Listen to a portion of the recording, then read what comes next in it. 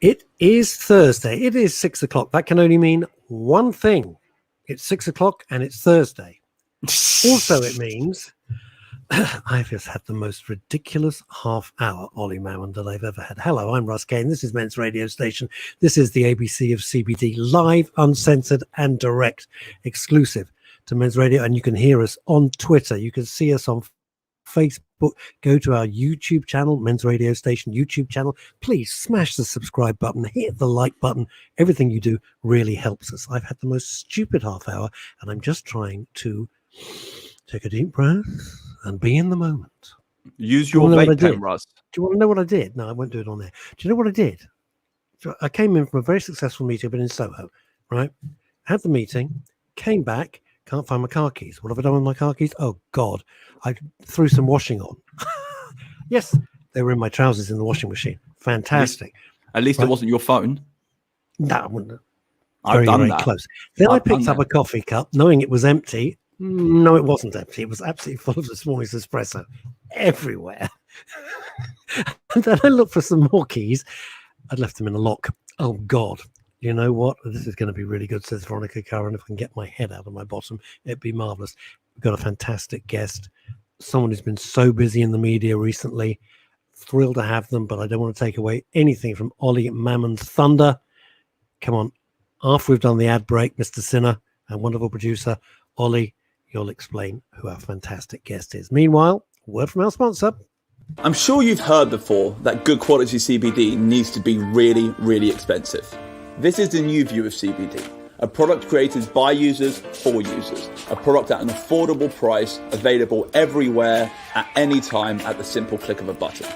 Just CBD and MCT oil.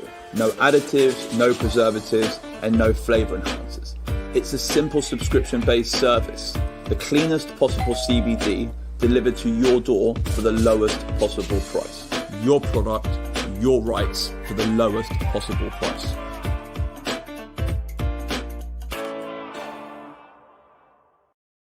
I'm going to break a habit this week. I'm not mentioning it. Don't mention the box. I'm not going to stop mentioning the box. It's so exciting. All right, Mr. Ollie Mammon, the count of cannabinoids. There you go. The honk of hemp. Off you go, fella. Fine. So I really can't believe this. I actually feel like we're running like a real news radio station at the moment. So we actually have an exclusive. Oh, news. Chic. Huh? News. So basically, I don't know if you're paying attention to British media at the moment, but epilepsy and cannabis medicine is a huge topic at the moment. We're really fortunate to be joined today by Hannah Deacon. I don't know if you know anything about Hannah Deacon. I'm going to give a short introduction in a little bit. But basically, she is the Florence Nightingale of our industry. She's an incredible woman. She's been on an incredible journey. And over the last 2-3 days, Hannah has literally been all over the media, as well as several other individuals who are fighting for the rights of epileptic kids to get cannabis oils on prescription. Hannah has been on a very interesting journey over the last several years. She's going to tell you more about it when I bring her on. So I'm just going to quickly run through my introduction. I want to get her out here. She's got more important things to say than any of us. And fact of the matter is right now, it's so important to kind of strike while the iron's hot and get this into people's brains whilst it's still out there, so we don't just move on tomorrow and forget. It's really important that we remember and we try and do something about this. So today we continue our journey into patient stories and the incredible journeys that patients have been taking with their loved ones to find hope. Today we share the very inspirational story of an incredibly strong and driven and motivated person, someone who has fought for the life of her son, someone who has stood up for the needs of the vulnerable, someone who has educated herself, forged her own relationships, built her own bridges, and then continuously trying to influence a system for the benefit of all of you out there. For many people, patients, and sufferers, she is their voice. Hannah Deacon is extremely well regarded in our community for the work she has done and the milestones she's been able to reach. But this has not been a simple journey. Hannah has been round and round, up and down, side to side, and then some. Hannah's son, Alfie, has epilepsy. The journey to keep her son alive has not always been an easy one. Hannah originally moved to Holland with her son for several months to secure his unique cannabis medication. There, she forged relationships that have helped many others and many other young patients. Over the last few years, Hannah has managed to secure one of the first free and legal NHS cannabis prescriptions for her son. You would think at this moment she would stop fighting. She's got what she needed. But no, not Hannah. She's not here for her or even her son. She's here for all of you and all of your children. And it's very important because there's a massive community feel around these epileptic kids and their mothers, and they really are all fighting for each other. Hannah's fight continues, her campaign continues, her advocacy continues, and her incredible bravery is the center point for the needs of epileptic children everywhere. She is the depiction of get up and stand up for your rights. Okay, if you can think of a picture which is a face to that term, get up and stand up for your rights, Hannah Deacon is that picture. She should be in the dictionary. Even though we have a medical cannabis system that exists in the UK, it is far from functional, as we're about to hear today. There are many gaps in this system, especially when it comes to children and epilepsy. As we discussed with Taneem Montgomery several weeks ago, post-Brexit, there has been a lot of difficulty obtaining the medication that is required for these children. This has not worked itself out. The UK medical cannabis system is becoming more and more constrained. Child patients are not being provided what they need. There is a problem with the system. Hannah is speaking up against this injustice for you and your loved ones, and it's important that we all listen and we support her. So let's give a very warm ABC of CBD welcome to Hannah Deacon. We are so lucky to have her here. Hi. I love writing my introduction. I Thank you, love writing my Oliver. introductions. That's what we got time for this week. Thanks, everybody. Yes. Bye-bye. I wrote that in 30 seconds. That's how real you are. It's so easy to write a description. Actually, to be honest, most of our guests are very real in what they do. But I mean, it's so easy to write a description about you. And I just want to say thank you so much for coming. And I really can't believe we've got you here. So excited. Yay. It's a pleasure. And say thank you for such a lovely introduction. That has made me feel a bit emotional. So thank you. I will write you introductions whenever you want. You ever want to feel emotional? I'll write you a poem. That is Ollie's happy face. It's great. We love seeing Ollie's happy face. So rare. So rare with Russ. It is rare. So go on, let's get started. How did this all start? Like, when did this all start? How did this all start? When was Alfie diagnosed? How long was he using conventional medicine? Give us a little bit of the backstory of how cannabis came into Alfie's life. Okay, well, I'll just say one thing is I'm a bit of a talker, so if I talk too much, this is radio, so you're in the right place. Yes, I'm all right, in a good place. Exactly the right place. You carry on. Use those pipes. So yeah, I will. Let's go for it. So Alfie's my first child. He was born in September 2012, and he was very well when he was born, and everything was fine until he was about 4 months old, and he became quite unwell with quite a compromised immune system. And then at 8 months old, he had his first seizure, and I remember the date. It was 27th of May 2012. I was awoken by him screaming. I ran into his bedroom and he was having a huge tonic-clonic seizure, which I'd never seen before, but I knew that it was very dangerous because his arms and legs were shaking, his eyes were rolling in the back of his head, and he was an 8-month-old baby, and it was the most terrifying thing I've ever seen in my life. And I remember touching him and he was boiling hot. I shouted for my partner, Drew. He ran in, and by that time it had stopped, so it was a very brief one. And we just bundled him in the car and took him to our local A&E. And they were very laid back about it there, really. They were like, oh, he's got a really high temperature. He's probably had a febrile convulsion. They're very normal in babies. It's fine. But it became very obvious very quickly that he was very seriously ill. And he continued to have these tonic-clonic seizures of up to 2 minutes every sort of 15 minutes to half an hour. And by the time we've been in there for a couple of hours, they started on the epilepsy protocol, which every hospital has. You know, if you go in with a heart attack, there's a protocol. If you go in with epilepsy, there's a protocol. And they had to put a cannula into him, and they just started pumping him full of anti-epileptic medication. But to be honest, it was just a whirlwind. I remember ringing my dad and just breaking down and just telling them that he was so ill. I mean, we went from being quite a normal family with no one ill in our family other than the normal, you know, age-related diseases.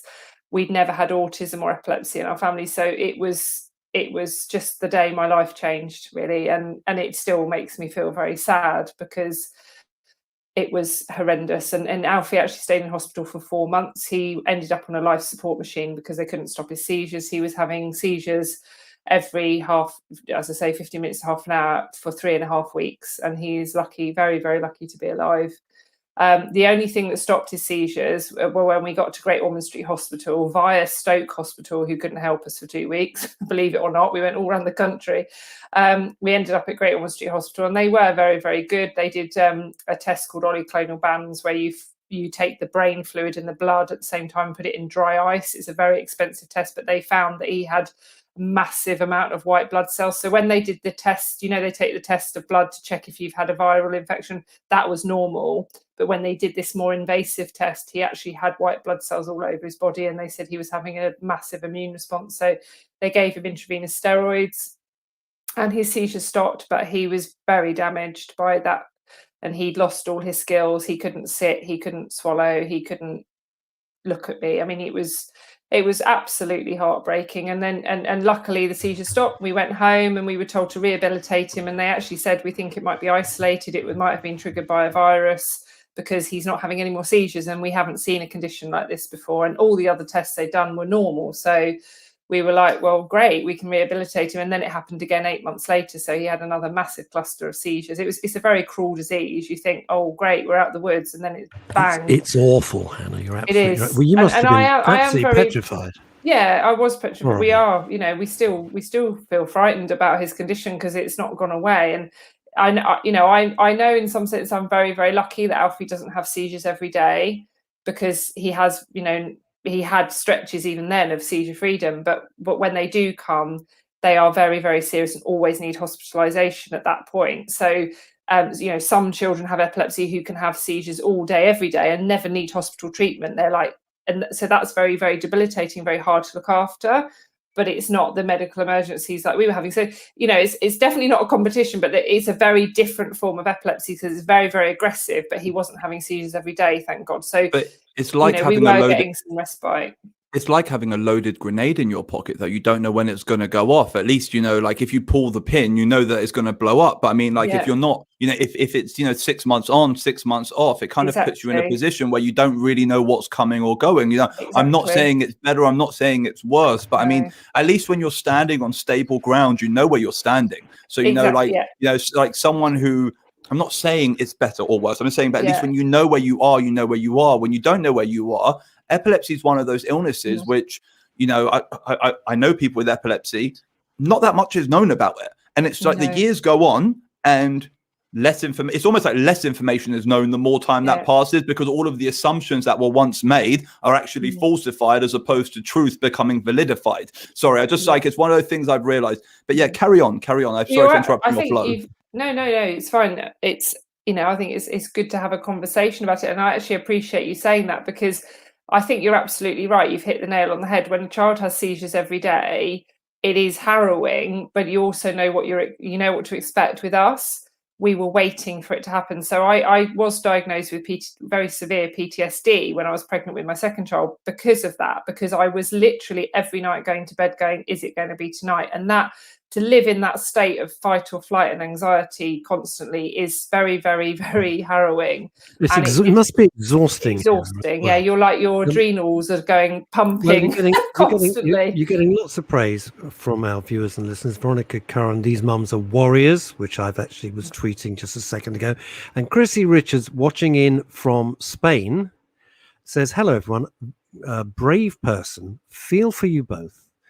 My son started epilepsy seizure severe when he was 28. Oh, wow. Don't know why. So, you're obviously resonating with everybody all over the world. That's nice. Thank you. So, yeah, his condition continued like that till he was 4. And then so we were having clusters every 8 months. He was being pumped full of steroids. He was coming home. And we were a bit rehabilitating him, because every time he had them, he would regress as well. So he'd lose language, he'd lose physical abilities, that sort of thing. So we'd then have to rehabilitate him, and then it would happen again. So it's a very... Oh, she's frozen. You there, Hannah? No, she's frozen. Or Yep. No. Sadly, Hannah Deacon's frozen at the moment. She'll come back in a second. Yeah, she'll come back in a second. Do you know what always stuns me, Ollie? Is this every week you tell me I've got such and such coming on? I go, great. We have a little natter about it. Sorry. She's back. It's okay. I was just going to say. Sorry, my Wi-Fi went off. Don't for worry. some Wait, reason. you want to swap with my Wi-Fi? It's like two Ovaltine tins with a piece of string. My Wi-Fi is fine. London. I'm cool. You. Nobody's asking. I'm legit. Young person Wi-Fi, Russ. Yeah, you should get young person Wi-Fi. Anna, do you know where he lives? Because we're just going to go around and bitch slap him. Now, here's the thing. Every week, Ollie says, I've got so-and-so coming on. Every week, guests like yourself, I sit here with slack-jawed like the village idiot, because what you go through and what happens is A, horrific, and B, inspiring the way you deal with it. It's amazing. I'm sorry, I just wanted to put that out there. And I started saying that to Ollie when you froze with with my terrible Wi-Fi. Sorry, I live in. It's usually quite good. Sorry about that. It's probably the time of day. Oh yeah, it's all because all the Americans. Seriously, because all the Americans and the rest of the West, as we travel, they'll come on, and so the bandwidth gets used up. We'll blame the Americans. I'm blaming the Americans. Right, where were we? So anyway, you were saying you had PTSD. Yeah, obviously it was exhausting. Not until, it was very, very difficult. But when he got to 4, his clusters started to happen every 3 weeks, and there was no understanding of why his condition got worse. So every 3 weeks he would wake up. It was always 2 or 3 o'clock in the morning. And that's the other thing. His seizures never started during the day.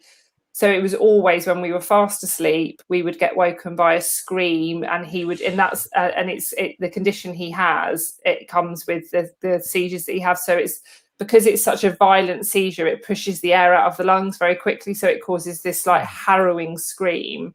And so we'd be woken up 2, 3 o'clock in the morning by this, and then it'd be the tonic clonic seizure, and then we'd have to ring an ambulance. And then we'd have to go into hospital, and then we'd be there for up to a week where we were trying to stop his seizures, and then we'd come home. And as he got older, what we noticed with the steroids is that they just cause severe behaviour problems and emotional problems. So he would sit and scream, he would sit and cry. I've got pictures of me where he'd literally have dug his nails into my face and scratched me, pulled my hair. And it's because he was so high on the fact that he'd had all these seizures, all the drugs he'd been given, midazolam, which is a horrible drug, but it stops you. It basically shuts your brain down, so it stops you having seizures. Other anti-epileptic drugs, and also, but we know the only thing that actually stopped his seizures eventually were the steroids, but they take time to work to get into the system. And so we were just in this roundabout of either going into hospital, having these severe seizures, horrendous situation, and then having to rehabilitate him and deal with someone who wants to be near you. Like he wanted me, I'm his mum. He wanted his mum. He felt awful, but he couldn't stop hitting me and punching me and kicking me because he was so ill. And it was absolutely horrendous. And by that time, when Alfie got very severe, I had a 1-year-old daughter that I was also still breastfeeding, that was also still waking up in the night. My partner was trying to run his own business and keep a roof above our head. I was a full-time carer to Alfie and a full-time mother. And we were, the only way we actually survived is from our family. And I don't really talk about this enough, but my partner's sister Abby and my mum and Maggie and my Drew's mum Pauline has basically kept us together when things were really bad, because we wouldn't have survived without them helping us. And Abby used to stay the night in hospital with Alfie sometimes, so Drew and I could just have a break and go for a pizza or whatever when he was in hospital. So we are truly, truly grateful to them for all they did for us, because at that time we actually had no respite, no social worker, no nothing, because Alfie's condition wasn't constant, we were told, because he wasn't having seizures every day. We didn't qualify for any help. So and that's the other thing. I'm absolutely not NHS bashing at all. We had amazing support with our local hospital. Can I hold you there a second? Because the thing is, brave people like you, they say they lay a grenade and walk on, because to them it's like, well, we've dealt with it. And then lay people like myself go, what did that person just say? So because your little baby's not having epileptic fits and seizures every day, you didn't qualify.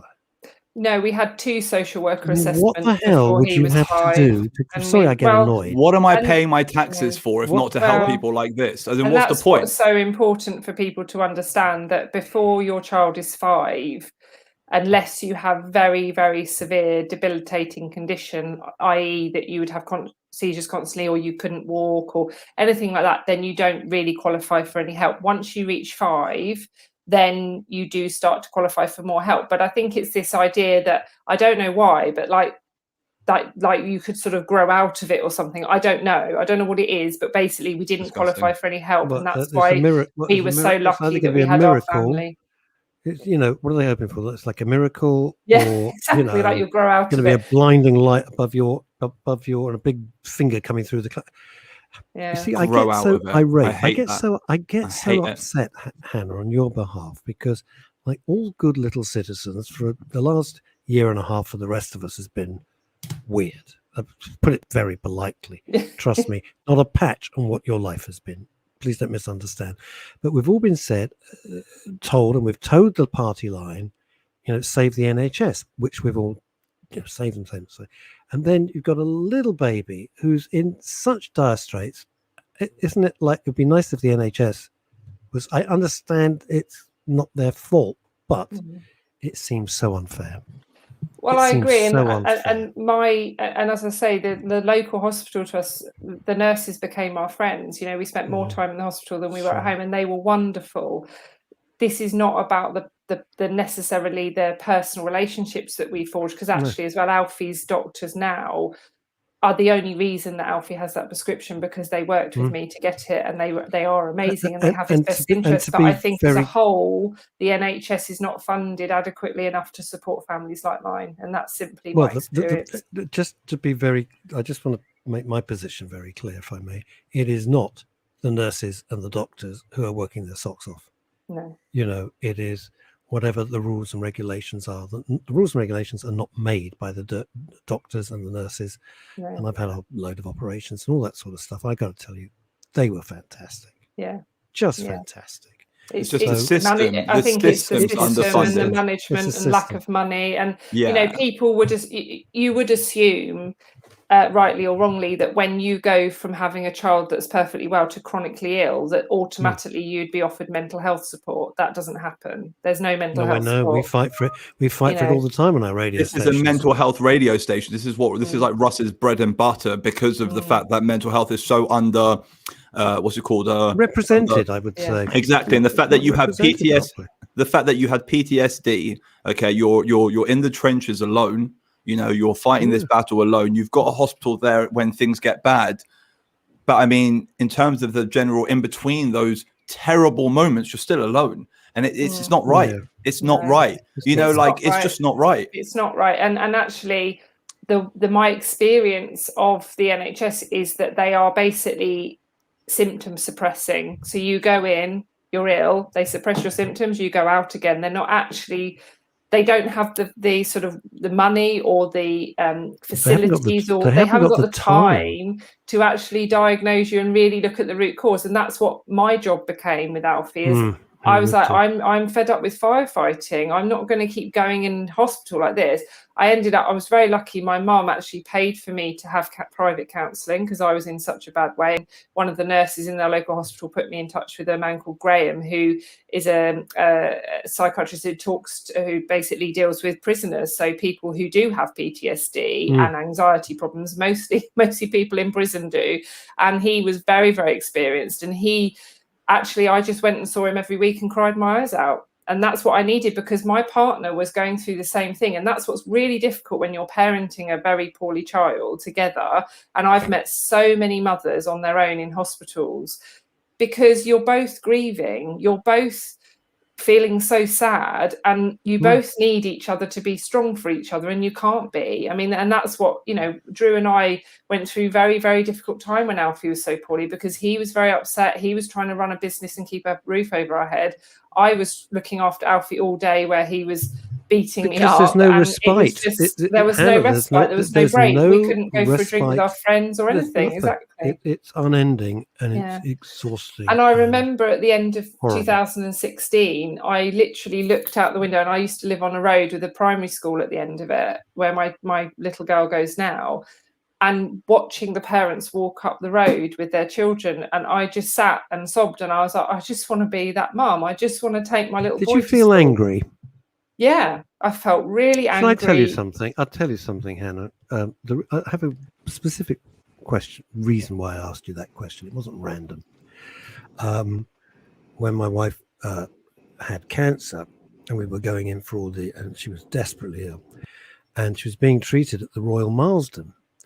And the only time I got angry, and it was completely irrational, was when I saw all, people like Ollie's age and younger, and they look and they're walking along, and it's South Ken, and they're on the phone, and they've got all of life ahead. And it was completely irrational. I knew that. I mean, I was kind of intelligent enough to say, you got to divorce yourself from that. Yeah. But that's the only time I got angry. Yeah. So I understand you looking out the window, seeing all the mums and dads feeling jealous, kind of like a care in the world. That's it. It's nail on the head. It's the jealousy. But the fact of the matter is I want to say you're allowed. No, Ollie, Hannah just used that word. I felt a bit. I mean, I'm not saying you felt jealous, that, Russ, but I felt. No, I didn't feel jealous, and I didn't.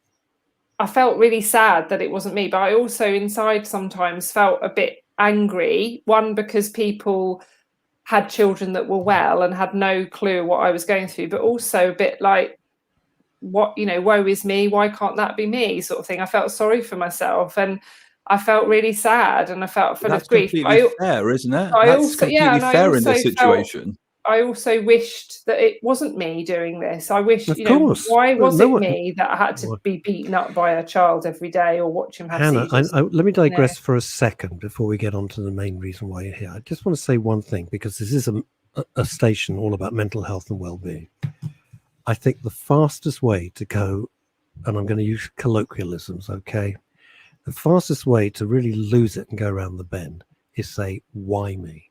Yeah, because you're absolutely right. It doesn't work. If you want to go down that road, you got to say, why not me? Because life is just a random lottery. You don't know what the hell's around the next bend. You don't. And the moment you try to look for a reason or a rationale, I'm thinking about your baby, I'm thinking about personal stuff, you discover there isn't any. And so the moment you stop looking, you can it clears up a lot of stuff. Russ's mentality is more of Russ's mentality is more of the, life doesn't throw anything at you that you can't handle. That's what you're trying to say, right? No, not at all. No, not at all. What I'm saying is the people look for reasons. People look for reasons, Ollie, for stuff. Why did someone, say goodbye and get hit by a bus? Why did somebody die of cancer? Why is this happening to your little boy?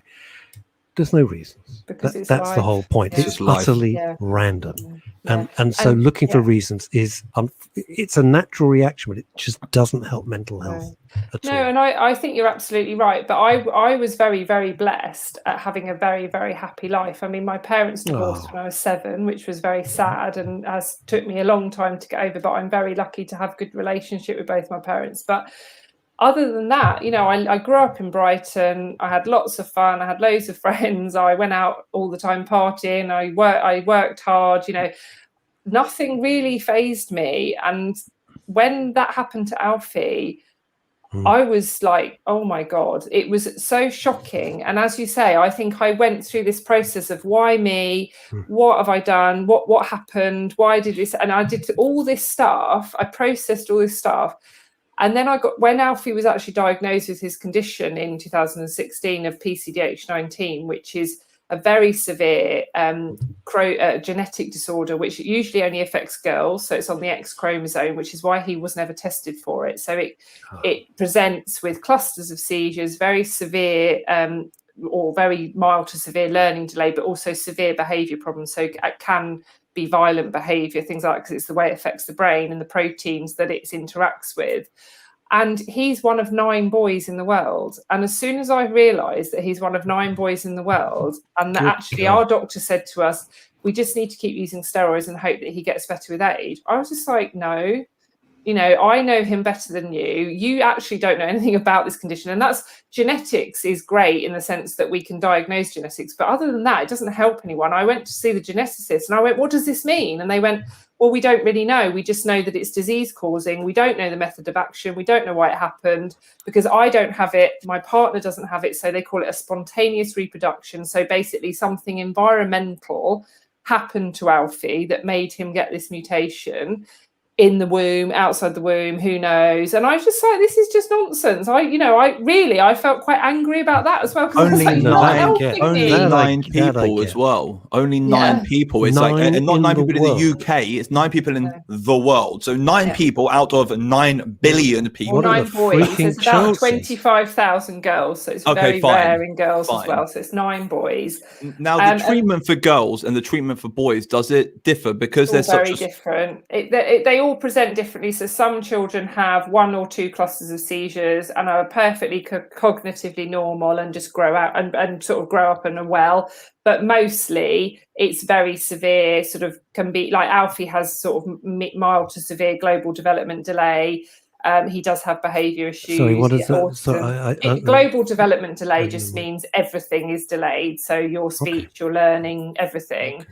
And it's just called a global development delay. So that can be the fact that he's had so many seizures. It's his condition. It's probably all the drugs he's had. It's lots of reasons. Okay. And when I found that out, I became very, very low, because I just thought, that's it. The rest of my life is going to be spent looking after someone who I love more than anything in the world, but that wants to hurt me, or that I have to watch having seizures and hope that he breathes again. And that is the most traumatic thing for any parent to go through. And God. I got so low in 2016 that I just thought I didn't want to live anymore. I didn't want to be a parent anymore. I didn't want to be a mom. I just wanted it. The only time I got a break from it was when I slept. And that wasn't much, because I was too frightened to sleep, because I didn't want to miss him having a seizure. But I don't know what. In your low state, because this is something, again, that we deal with so much, did you have very dark thoughts at that point? Yeah. I thought about killing myself, definitely. Right. Yeah. And how did you pull your? Ollie, forgive me, but this is actually, I'm gonna nick Ollie's. I would love if you have time to come and be my guest, because you're touching on so many. Oh yeah, no, 1,000,000%. If you would like to do that, if you'd like to come on to my own show, because you're talking about things which touch so many people. I know, anyway, but I think it's really important. I don't want to take up Ollie's time, because he's here for a very specific angle on all of this, and I don't want to shoehorn myself in. Forgive me. No, I think it's really, really important to talk about mental health. I think it's really important to talk about what it's like to become a mother for the first time, because it's the most frightening thing that I ever experienced in my life. I don't think I think we have this rose-tinted glasses view of becoming parents. You meet someone, you fall in love, you have kids, it's all wonderful. It's not. It's even if you have children that are well, it's the bloody most hard if they're in the fabulously world. Well. And and you sort of have to say goodbye to your partner and meet them again in 20 years. It's literally, it's people don't get it, do they? People don't. They just think, I have a baby, but my life's going to go on exactly the same. No, I haven't got kids. So I actually assumed it was have kids. They'll take care of themselves in a few years' time. It's fine, They want to be driving you Jeep, Ollie, all night. And you can forget Nookie night, Oliver. That goes out the window. It is. I so remember, Hannah, you're touching on so many things. I so remember when the twins were born, and we eventually got them out of hospital, because they only weighed 3 pounds. They were less than a Sainsbury's chicken, right? And we stood in the car park with these 2 tiny little things that had been in incubators for God knows, weeks and weeks and weeks. We looked at each other and thought, now what? I know. What the hell to do? Anyway, they're fine. And you're absolutely right. And I think, again, that for me is something. And then when you have that experience, and then I spent the first 6 months of Alfie's life feeling a bit resentful, because he didn't, babies don't sleep, you're breastfeeding all the time. It's very hard. And I was sort of waiting to be able to do what I wanted to do. and that time never came, because actually you can't. When you become a mother and a father, the first year is about just saying, okay, my life goes on hold. This is about bringing up a newborn baby. And again, that's very tough when you've, I was 32 when I had my first child. I'd spent 32 years of my life doing exactly what I wanted. Sure. And then suddenly I couldn't. And that, yeah, exactly. Lots of fun. There you go, party town. That was very hard. So, but then when Alfie became ill, the guilt I felt, God, the guilt. I just was like, why didn't I enjoy him? Again, all of those things I went through, I should have enjoyed him. I didn't. So I did. I went through. Getting you on the show, because this is another theme. You can't undo the past. Exactly. It's been and gone. There's nothing you can't get in a time machine and sort it. It's done.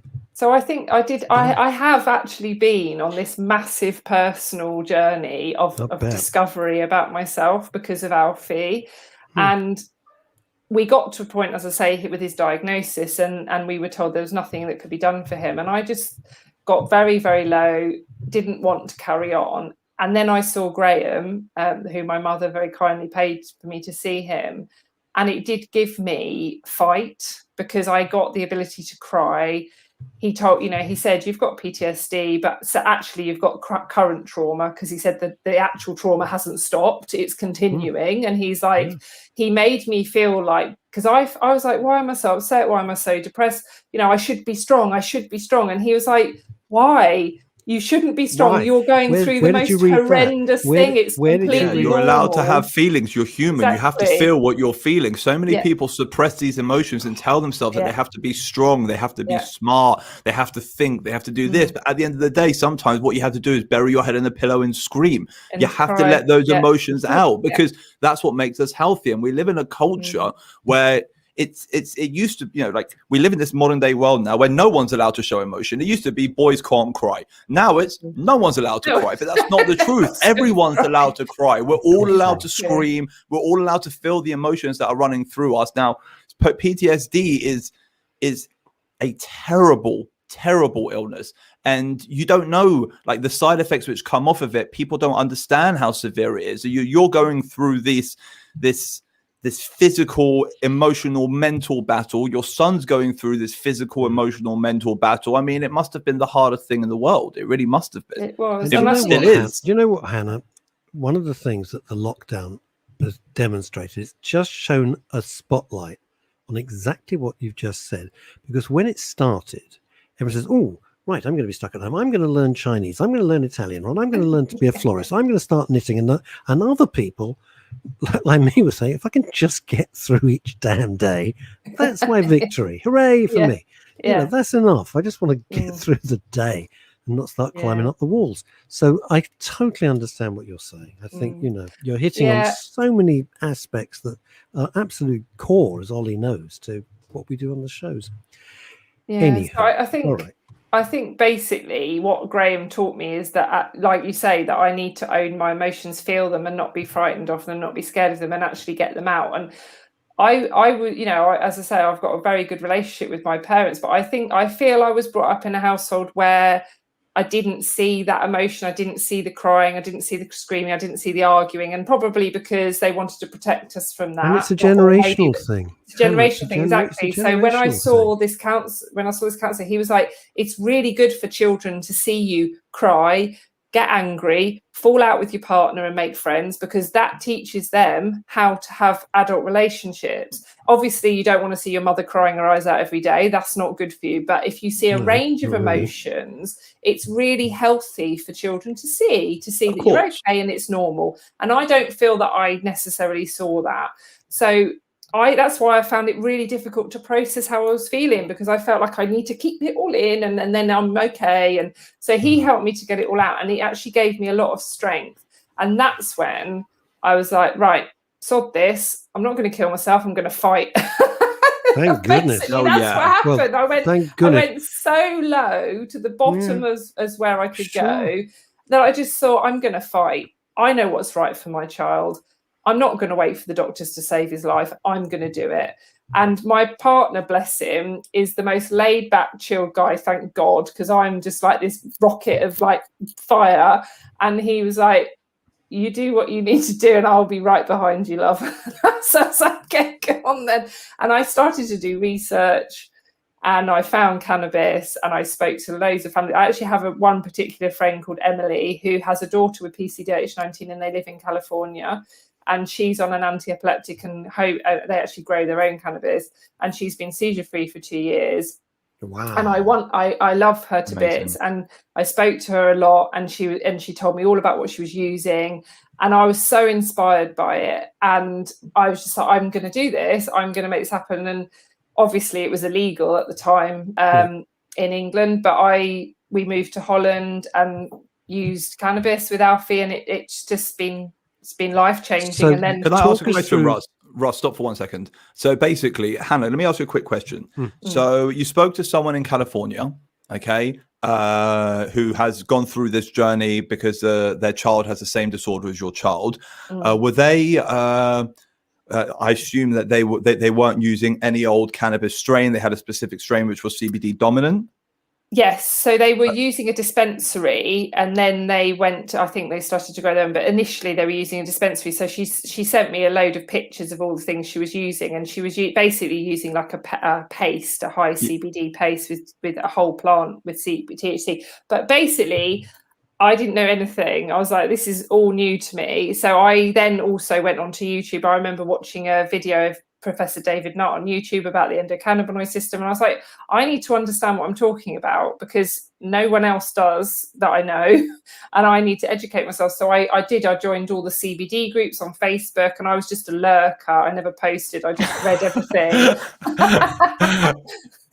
and learned as much as I could, basically. And then went to Holland, because we did try to get on an Epidiolex trial, because at the time I didn't know that Epidiolex was different to whole plant cannabis. I just because it was cannabis, everyone. And I remember the doctor saying to me at Birmingham Children's, he was like, CBD is not this great thing. He's like, Epidiolex is not brilliant. We see bad side effects. It's not working very well. And I was like, well, okay. So they have this attitude that CBD is crap because they didn't see very good results of Epidiolex. I know it works really well for some people, but for some people that my doctor was seeing, it wasn't working so well. But he said, yeah, I'll try and get you on the trial. It's important to say this quickly. So Epidiolex is a cannabis product created by a company called GW Pharmaceuticals.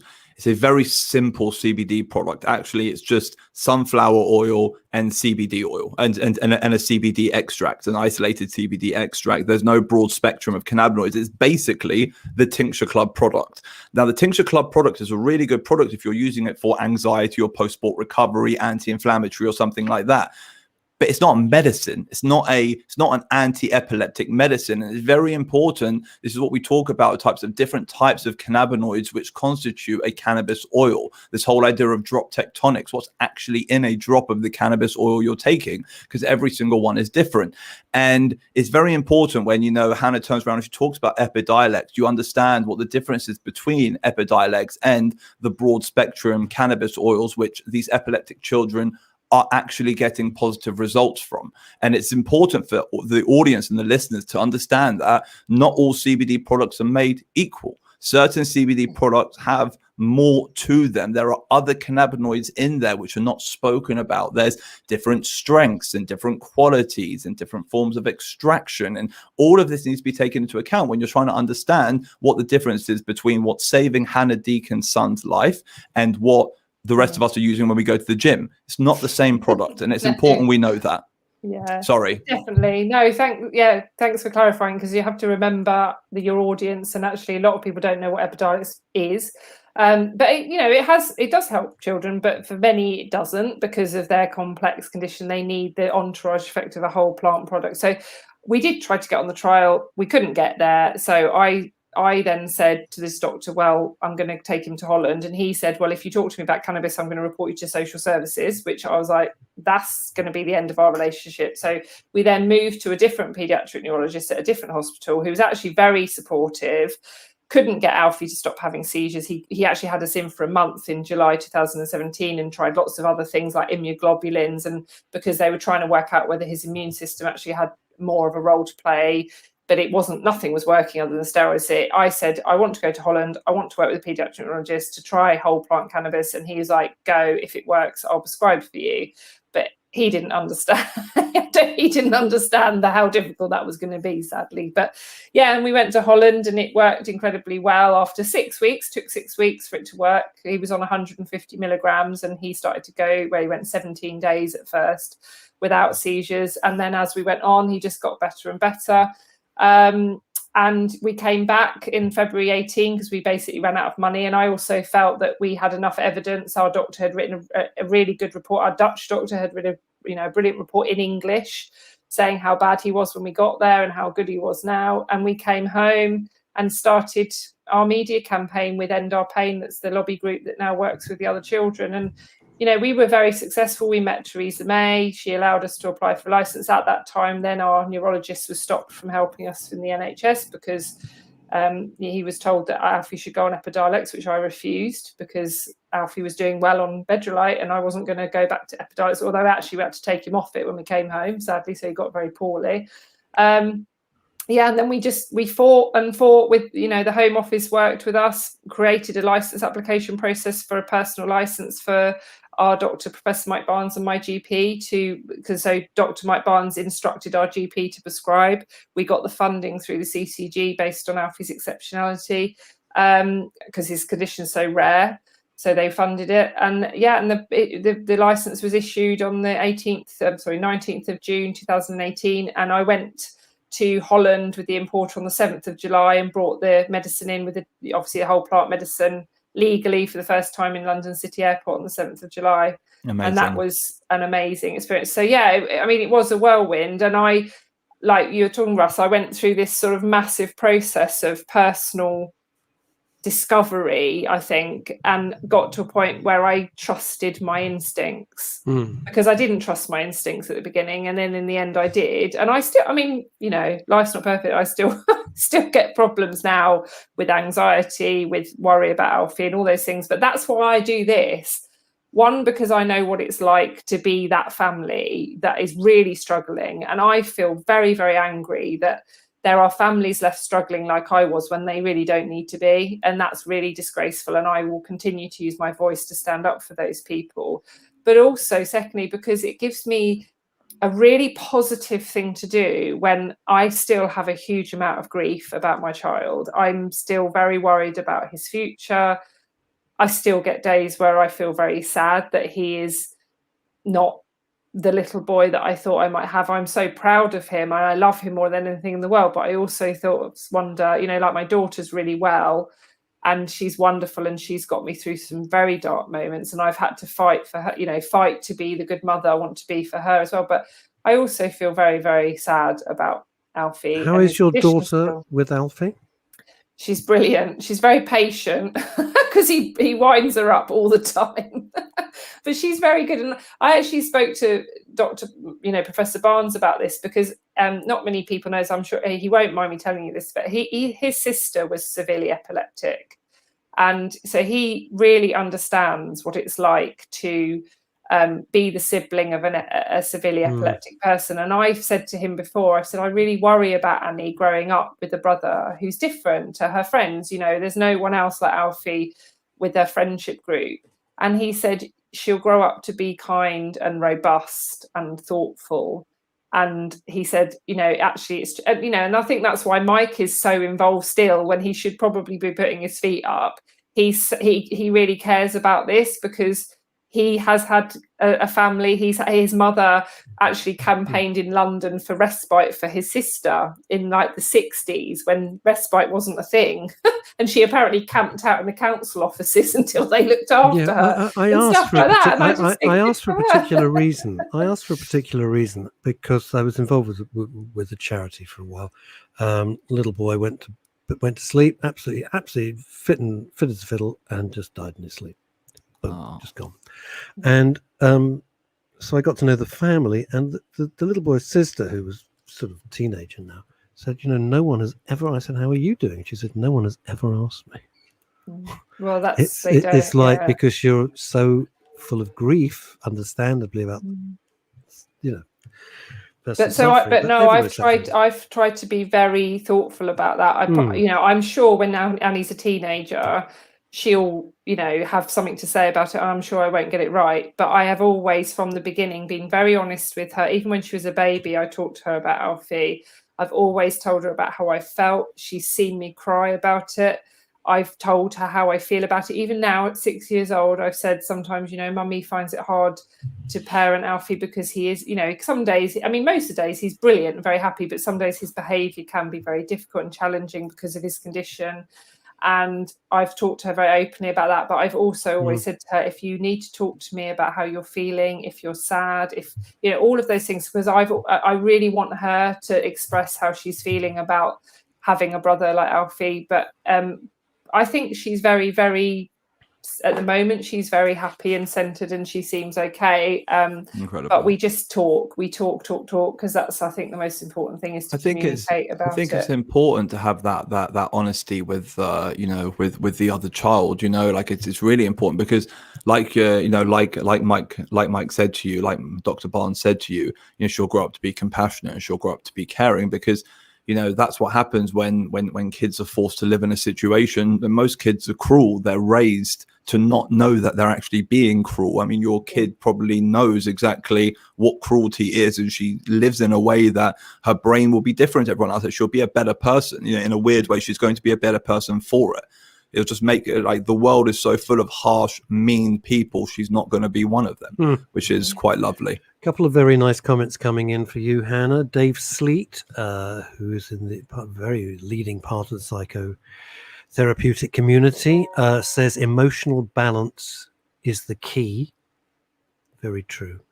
And Veronica Curran says this, Hannah, I have so much respect for you and all these parents. And, I think we can only echo that.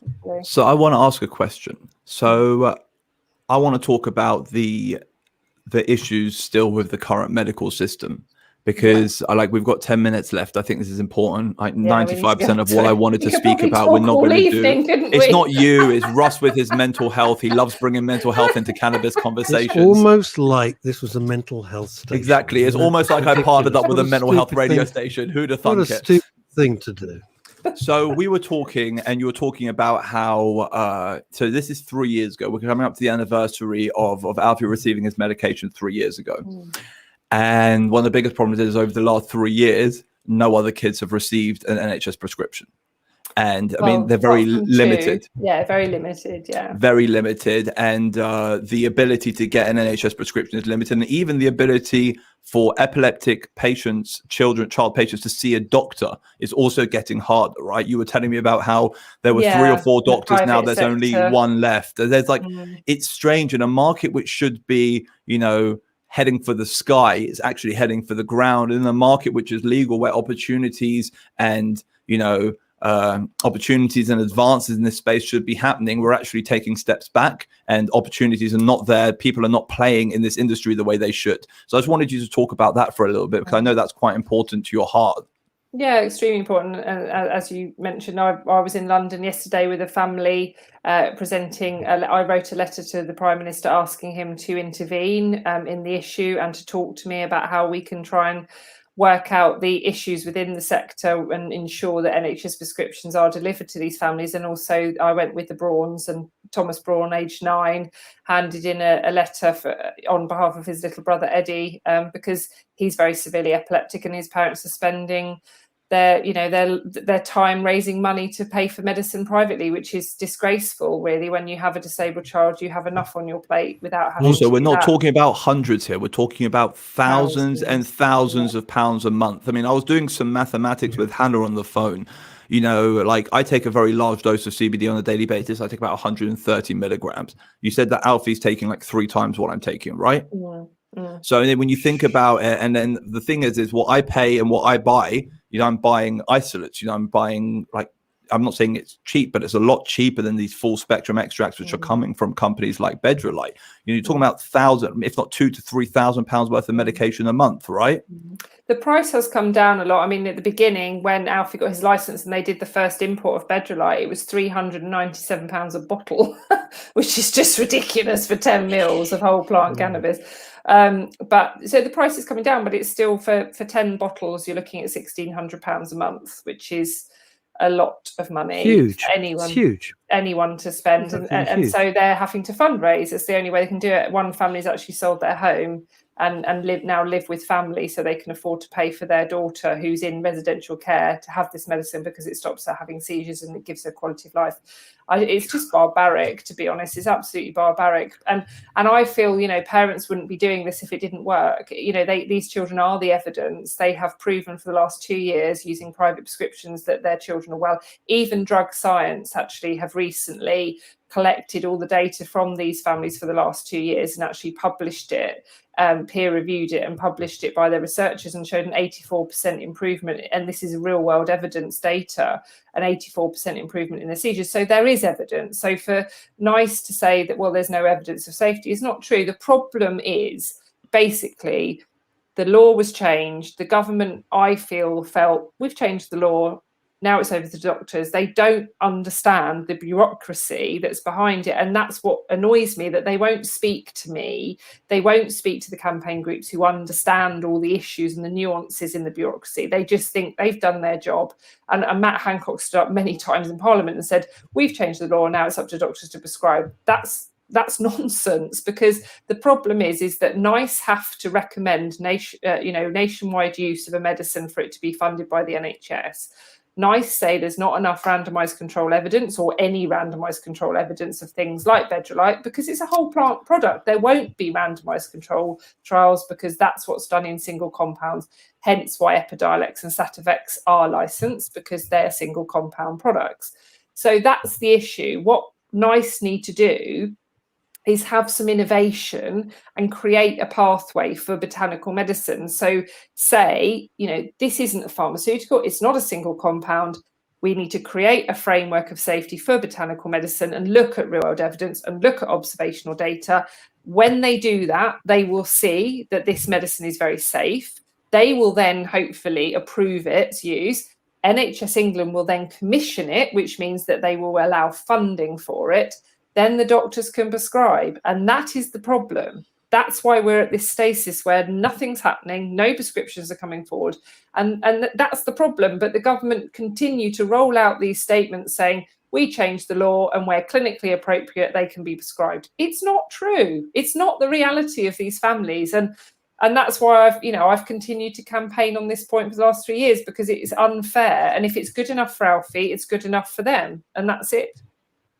There's one thing I want to say, and this is, I've noticed this around cannabis, around medical professionals. They still have this singular view of cannabis. They see cannabis as one thing. They see it as a plant which gets you high, as opposed to opening it up and seeing it as the plethora of different compounds which it actually is.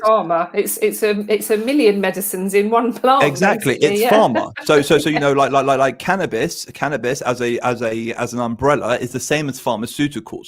But the problem is doctors don't see it that way. So, and I don't think the government sees it that way either. They're like, yes, we've legalized cannabis. Fine, you can go and buy a bag of weed. That bag of weed will kill Alfie. If you were to go on a private prescription and go to, let's say, the Sapphire Clinic or go to Lifey Group and get a standard THC, CBD drops or a bag of cannabis flowers, that's not what your son needs. And I don't understand why the medical professionals who do see drugs as individual and independent, why they can't see how all of these different compounds all have their own little, you know, I think basically power. The problem is they're not taught about botanical medicines at university when they learn to be doctors. They're not taught about the endocannabinoid system, one of the most important receptor systems in our bodies, which I just still can't believe they're not taught it.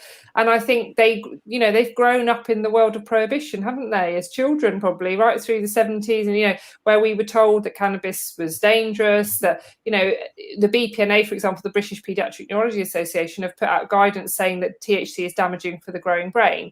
Well, that actually isn't evidence. The only evidence that they had for that is an American study where adolescent boys smoked high THC and they saw some cognitive decline. This isn't that. and they're using that data to say we shouldn't have it available. What they'd like to see is every compound in the plant randomized controlled. So if that happens, we'll be waiting about 2,500 years until this medicine's actually available. With a fair wind, Hannah. It's just nonsense. Exactly. So we have to continue to campaign on that point that the framework needs changing. This is an exceptional medicine. It doesn't need, and also actually within the NHS, there's loads of medicines that are given to kids that are unlicensed, that are dangerous as far as I'm concerned, that have terrible side effects, and they give them because they're pharmaceuticals. And that's this mindset of going, it's okay to prescribe a pharmaceutical, even if it's awful and dangerous, but we can't prescribe a botanical medicine with hardly any side effects. You're absolutely right. But it's about education. It is all about education. It's all about time. Which we are sadly out of. Hannah, you have been the most fantastic guest. You're incredible. Please come back and talk to Ollie. Ollie, thank you as always for finding the most extraordinary people on the planet. This is Men's Radio. Thank you so much Until the same time next week. Thank you. Stay safe. Bye. Bye, guys.